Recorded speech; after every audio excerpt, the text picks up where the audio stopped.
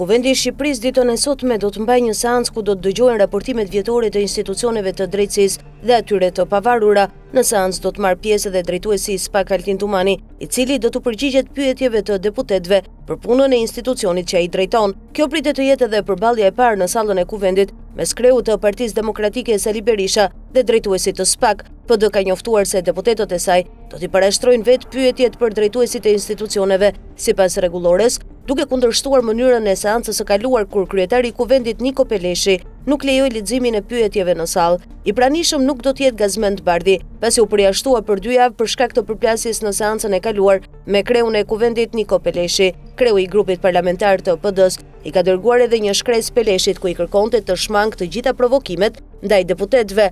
Çdo ndryshim i njëanshëm nga Kuvendi i të drejtave të deputetëve të Pakicës apo interpretimi 34 vjeçar të rregullores së Kuvendit është atentat ndaj parlamentarizmit dhe asgjësimit të drejtave të opozitës parlamentare, tepërpasoj është dhe do të jetë i papranueshëm për deputetët e opozitës, thuhet në letrën e grupit të PD. Sot pritet të raportojnë gjithashtu prokurori i përgjithshëm, inspektori i lartë i drejtësisë, këshilli i lartë i prokurorisë dhe këshilli i lartë gjyqësor.